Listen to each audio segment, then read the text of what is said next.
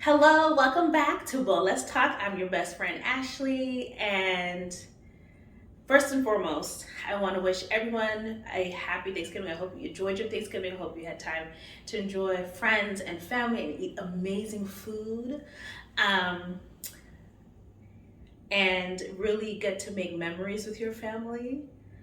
I also want to say sorry that I didn't have an episode last week. I thought because of the holiday not to have one. Just enjoy your family. Second, I want to say Copa Mundial. It's World Cup time, so I've also been watching a lot of games and matches. I love football.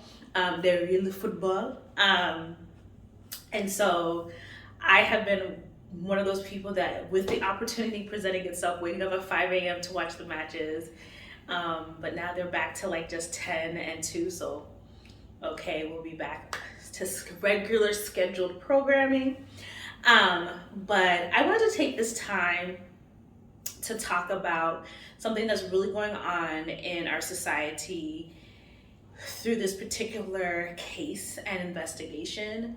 It's been wearing on my mind for the past couple of weeks because of the lack of information, or the information that's been getting construed and confusing, and it's just such a sad situation, and I wanted to take this time to talk about it and address it, and basically just have an open dialogue about it. And you probably by now know that I'm talking about Shanquella Robinson. To just think that a young woman of color who's an entrepreneur and has so much of life ahead to leave went to Mexico with 6 people who she thought were her friends and not realize that she was going to be in danger. These people she obviously trusted, and to find out that there was an ambush, she died, and up until that point, her mom was told that she died of alcohol poisoning.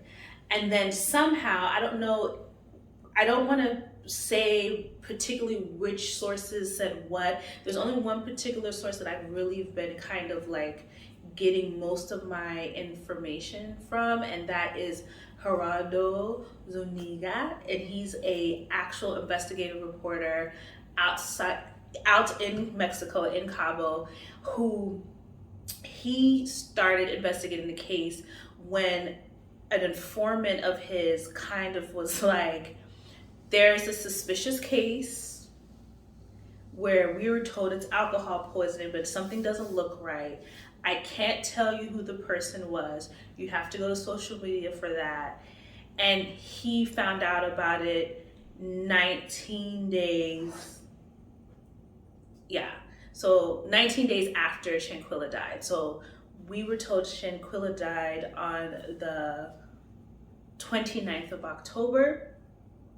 He wasn't tapped by this particular source to look into it until like the video had, I'm assuming the video had dropped by this time that everybody was watching on social media, where she's basically getting thrown over the bed and punched and kicked by this particular person.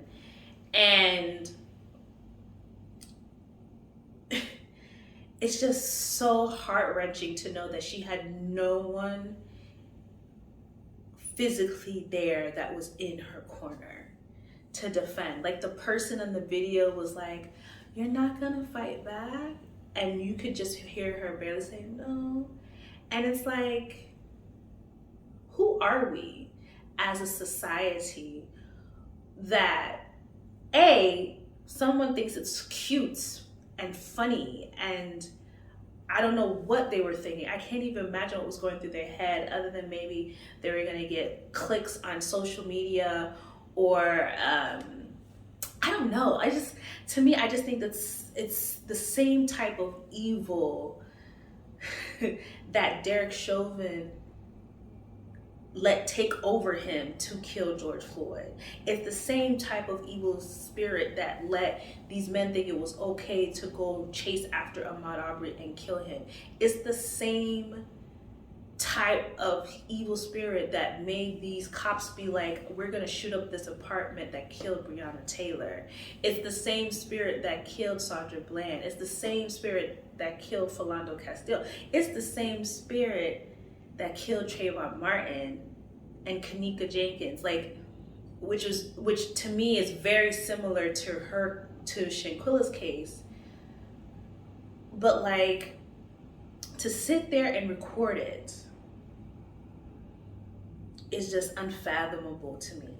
And then it's the thought processes that's also another zinger, because from what her parents have been saying through media outlets is that the friends called her and told her that Shanquilla had alcohol poisoning. Then the next 24 hours, they told her she died. And then through Senor Geraldo, and I'm gonna add his website link, and like there's an interview he did with another influencer who is based out of North Carolina, where Shanquilla's from, where he has a translator with him, and he basically confirms like what I'm going to say right now, which is through his website. So basically, one of my things why I hadn't recorded this earlier was because I was like, some of the stuff doesn't make sense to me. The timeline's off. Like, who does this? And because it was like the autopsy came out, and the autopsy was saying like, she died 15 minutes after her attack, which goes against the alcohol poisoning, where they found there was no alcohol in her system. So, and then oops to those friends who didn't think that maybe this girl doesn't think and doesn't drink. And then, what was the other thing? Oh, then it was like the doctor came out, and the doctor was like, oh, they tried to resuscitate her. They gave her CPR 15 to whatever many times. And I was like, wait a minute, there was a doctor that was at the villa. How did this happen? If she had alcohol poisoning, wouldn't they been able to send her to the hospital? Like, these were all the questions that were going through my head. And I was like, I don't want to talk about this till I can have further details of what's really going on, because I feel like something in the water ain't clean.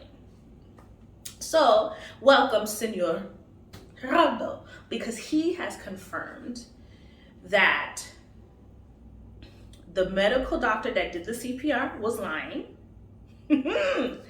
that was apparently paid off by said 6 people. We're gonna just call them the 6 demons. Okay, so the 6 demons apparently, so let me backtrack. Apparently, Shanquilla was told to come to Mexico, to Cabo, to celebrate a friend's birthday. We don't know, I don't know which friend it was. But she's the one who is an entrepreneur. She has more money than, I'm assuming, her friends. So this is just my speculation.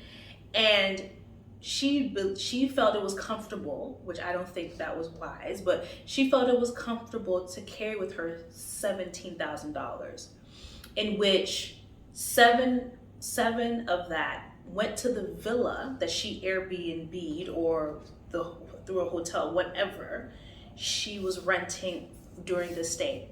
I don't even know how long this girl was supposed to be in Cabo, but it's clear she was killed within 24 hours of arriving in Cabo. So the moment she landed, she called her mother. She told her we arrived. She later called her mother that evening and said, we're having tacos, telling her what they ate. She's gonna have that. They're gonna have fun at the park with each other at the party or whatever, and she's gonna enjoy her trip. That was the last time her mother heard from her. So between, I'm assuming, the time that she talked to her mother and the time in which this altercation happened was probably the same evening going into the next day, because according to the investigative reporter, which is Senor Geraldo Zuniga, the environmental service worker is the one who found her body at around noon. And the environmental service worker claims that when they found Shanquilla's body, it was in the same bedroom in which the viral video of the person beating her up is. In that same position where she lands, where she's on her bottom and she's slumped over like this, is where the environmental service worker found her. The doctor said that Shanquilla's body was in the living room. So there's a discrepancy there. And this is where I was just like, the timelines at the time, there's something wrong with the timeline. And I'm like, something's up, something's not right. So my speculation is Shanquilla was probably killed the evening before. And the individuals, the 6 demons, waited to get their story straight. How are we gonna explain this? How are we gonna get out of this? What's our game plan? They took the whole night, leaving her by herself in that room with no form of help. I don't know if these people slept. I don't know how you could with a dead body in another room. It just makes my blood boil because I'm thinking of my siblings, of my friends. I don't know what I would do if somebody did something like that to them. Like, I do know what I would do. I would go to jail. I would be in a jail for murder because I would have killed every last person who did that.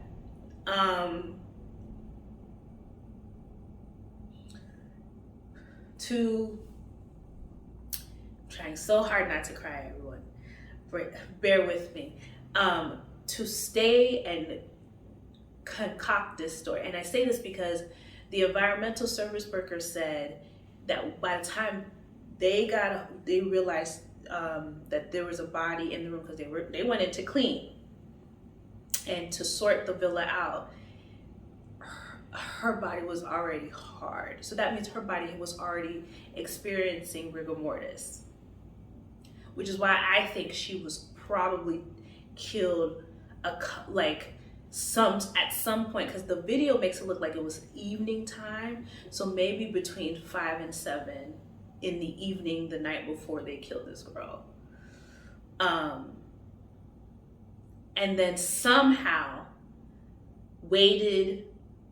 I don't know one of those 6 demons thought that it was okay to do this plan, to hatch this plan out. The Lord knows. It's flabbergasting, it's frustrating, it's angering. It's like, how did you let the devil use you? You know how the saints, the old school people say, don't let the devil use it. These people are letting the devil use them all the time these days, it feels like. And so we're letting the environmental service worker discover the body to claim like feigned concern and then try to get a doctor who, because now we're finding out that the rest of the money, the 10 grand that she had left over after paying for the villa, has disappeared. There's an assumption that the doctor was paid off of this money. And because the doctor, and apparently the doctor was forced by the 6 demons to do the CPR, which is probably why the dislocation of the neck spinal cord is even worse than what it is, because if you're doing that pressure on someone, it's gonna affect, especially if they're, anyway, I can't. And so the doctor doesn't come. Mind you, the environmental service worker came at noon. The doctor doesn't arrive until between 2 and 3. So it takes another 2 hours before the doctor arrives to do this CPR situation, get paid off. Lord knows what was happening in that room. And by the time her body is taken to the medical examiner for autopsy, which is why there's still more information that's kind of like, but that doesn't make sense with the medical report. But we have to remember that the medical examiner was given information by the doctor who was paid off that, oh, they found the body at 2. So with that timeline in their head, they write a medical report saying from whenever they had these injuries, the person died 15 minutes after this. But they're going off at the time that when the doctor found said person who the doctor said was still alive and they were trying to resuscitate, blah, blah, blah. We find out that's a lie, but was between 2 and 3 p.m. So by the time the medical examiner gets about, let's say, another 2 to 3 hours, it's like 6, 7 o'clock in the evening. So, which I said, I think she passed between 5 p.m. to 7 p.m. the night before. So there's a 24-hour, so there's roughly, from the time this incident happened, there was an open, like,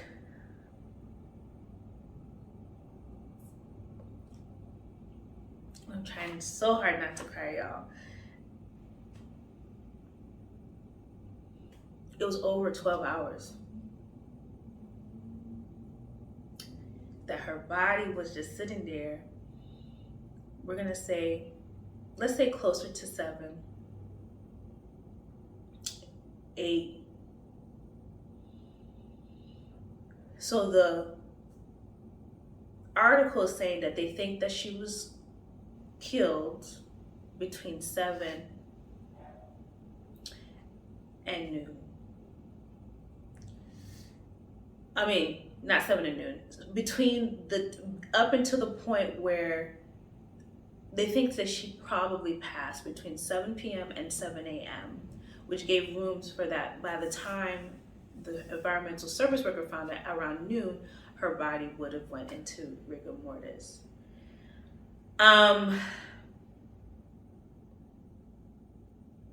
This is heart-wrenching. It's the worst kind of betrayal of people that you consider your friends. They plotted this.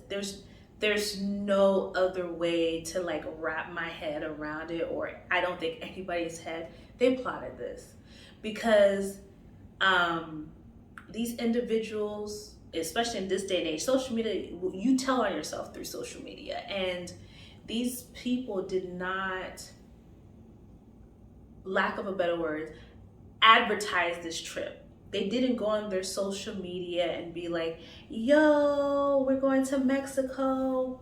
We're gonna have this fun party. The only person who was on their social media doing that was Shanquella.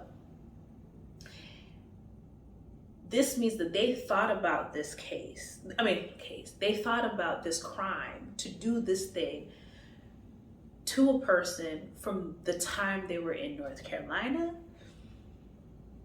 They had time to think about it so that if somebody can make sure that they were recording it, they were plotting it. They wanted to make sure they took this girl's money, and they even had the audacity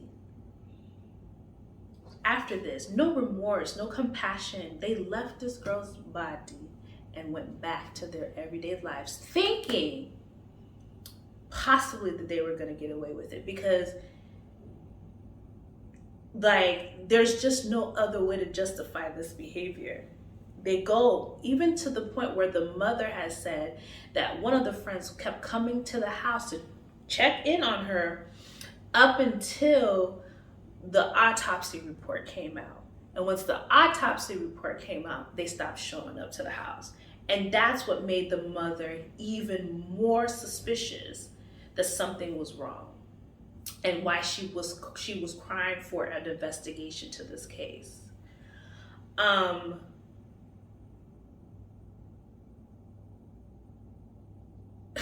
just baffled that they were like, well, we're gonna go to Mexico, we're gonna do this crime, thinking that like, because, and this is probably an entitlement thing, we're Americans, we can get away with this crime. I don't know. This is like something I'm like, these people are so special and demonic to think that like, we're gonna go to Cabo, we're gonna do this crime, we're gonna get our story straight, and we're gonna be fine. Like, we're gonna be able to live our best lives. Are you freaking kidding me? You took a life. The dad, that's his only daughter. Like, to hear the dad say like, I will never be able to walk her down the aisle, I won't have grandkids to play with. It's like, wow, like you really, I don't know. I gotta take that back, because I was gonna say, I don't know if anyone could carry that much hatred for someone. And I was going to say, I don't know, but I thought about it, and there is one individual person that I definitely would have that much hatred for. But by the grace of God, I'm sorry to tell y'all, I'm happy to tell y'all, but by the grace of God, because for me, it's literally like, every time I see this individual, all I see is red. and it's because this individual did not think what their actions would do to those around them and how it would affect them years and years later.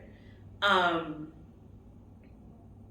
that irks. I hate when people make very selfish decisions that affects other people's lives. Like, if it's just you and it affects you and you have to go through your trials and tribulations because of this decision, that's great. Like, no judgment, make your bad decision. But when you consciously do something that affects multiple people and it affects the results of how they move in their life, that's something that's hard for me to not be neutral. I'm usually like very fair in how I look at things and observe things, but that's the one time where I'm so biased and I'm so like ready to go to the mattresses. Like, I turn into Michael Corleone. I'm like, let's get it, let's get the guns, let's get the knives, let's go, let's get the machete, let's kill this person, let's wipe this person off the face of the earth. Like, literally, when I heard what this case was, my first initial instinct was like, every one of them needs the electric chair, and then I was like, oh, I'm not a fan of the electric chair. Like, this came from someplace else. Why am I feeling this way? And it's just the idea that they thought about it and they put this plan to action in such a way that they thought they could get away with it, and then have a recording of the fight. Like, were you gonna put this on WorldStar? Like, what was your thought processes? And so the main questions that I have is like, I hope someone's able to really get it as close to possible of what the timeline actually was upon Shanquilla's arrival to Cabo, and the time they had that fight to the time she died, and to the time where the environmental service worker comes, the doctor comes in, and her body gets sent to the autopsy. As of right now, someone has been arrested. I don't even want to say their name because I don't think they deserve their name to be spoken ever. Which is the person in the video that we see, that's on social media, that we see that may have put one of the blows. We don't know, because apparently there was 2 other individuals who were also fighting her. They took turns. It was 3 individuals that took turns. While 2 men watched and one of the men recorded. This person, with the help of the FBI, Interpol, and Mexico, this person has been arrested and they will be tried in Mexico and there's no jury. So it's just the judge and the lawyers trying the case. So I wish the judge clear conscience, blessings over his life, and really want to get justice for the family. I hope and pray God's peace over the family, over her parents, because Lord knows the pain that they're going through of losing a child and having to have this on such a scale, which potentially, because she's a Black woman, could have gone under the radar. But because we're a society that's trying to seek some type of decorum and truth and action for people of color, there's warriors out there that are seeking justice for this girl and are trying to figure out why this thing happened. And sorry,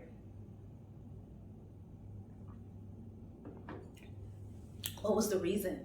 Like people have speculated jealousy. Like, but if you don't like somebody, why would you go on a trip with them? Like, these are the things that I'm like, stay your butt home. Like, you didn't have to go to a trip with a girl. But I don't know if it's because she was paying for it,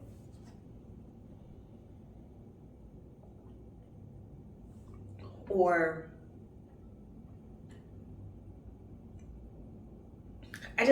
guys, my brain is just like, sorry. My brain is just like this with this whole situation, because I'm like,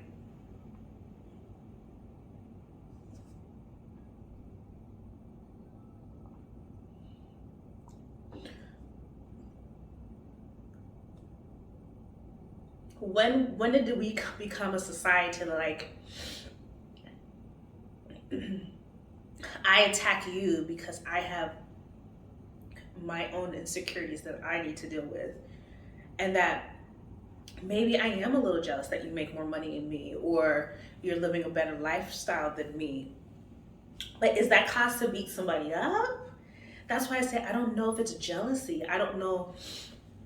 That's why my theory is like, y'all just let the same evil demon that went into all those people that I named earlier use you too. Like, I just don't know. And so I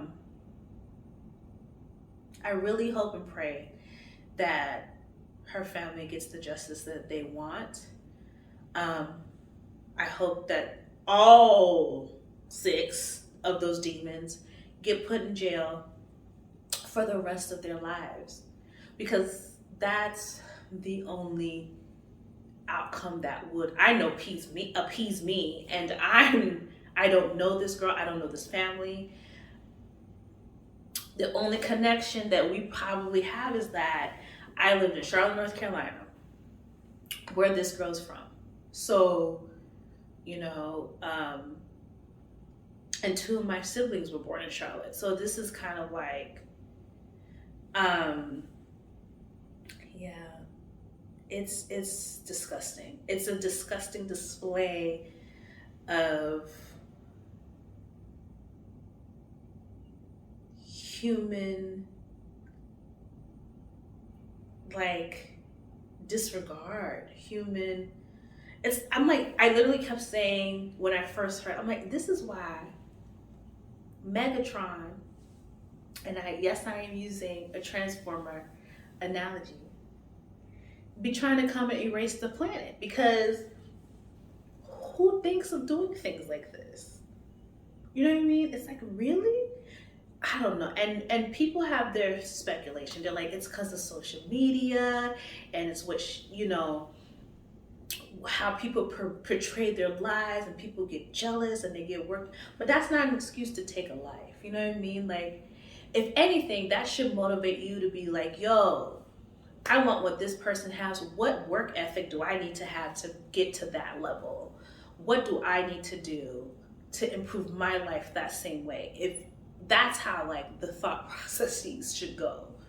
It shouldn't automatically be like, well, I'm gonna beat up, kill, and then steal this person's money.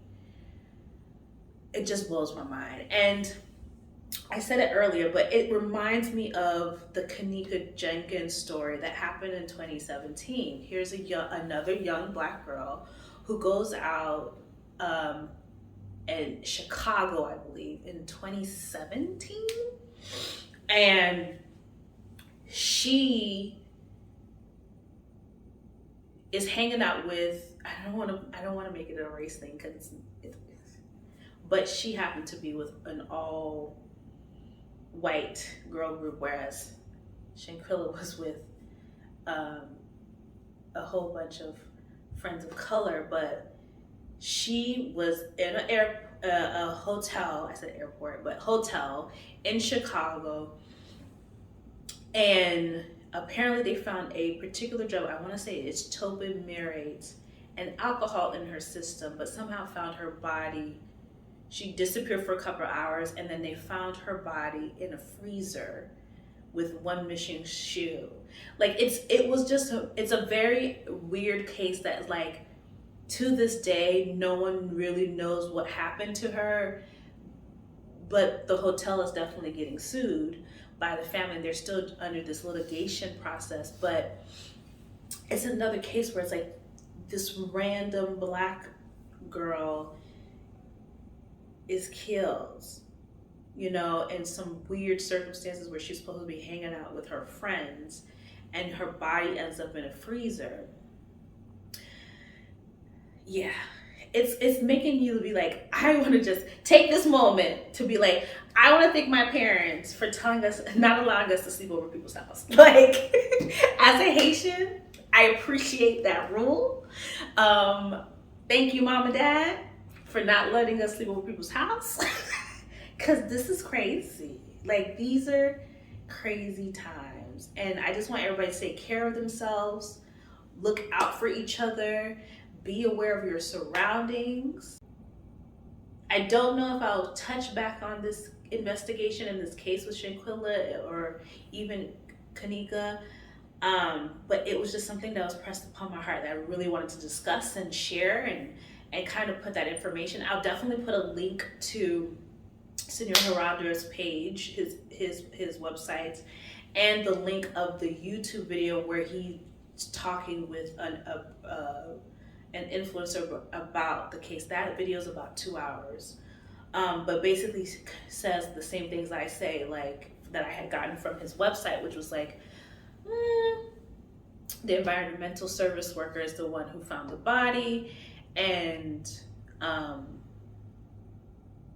in the position in which she found her, and it was a cover-up, and it's just disgusting. And I feel like we're gonna find out some more things, and I feel like I also kind of want them to all get tried twice. Like, you need to get tried in Mexico and in the US. You know, like, because y'all are just, I just don't understand. Like, it really bugs me that people sat here and bought tickets to go to another country to kill somebody. Like, who does that? You spent money to kill somebody. Like, it just blows my mind. It just blows my mind. Yeah. So I'm trying to wrap this up, and it just as I think about it some more, I'm just like, I can't even believe that this is happening in 2022. Like, this is what we're dealing with. Because we didn't live through Breonna Taylor and Trayvon Martin and George Floyd and all this other sickening things that we have to now deal with this too. Like, come on. Anyway, and please love on each other, give each other a hug when you see each other, check in, use your WhatsApp, use your what's the other one called? There's another one that's similar to WhatsApp and I can't think of it. Marco Polo. There we go. Use it. Use your Instagram. Keep abreast of each other, because you are not sure what's coming for you the next day and who's for you and who's against you. And so just, keep it love and light and blessings from the Lord Most High, okay? Have a good week, and I'll see you next week. Bye.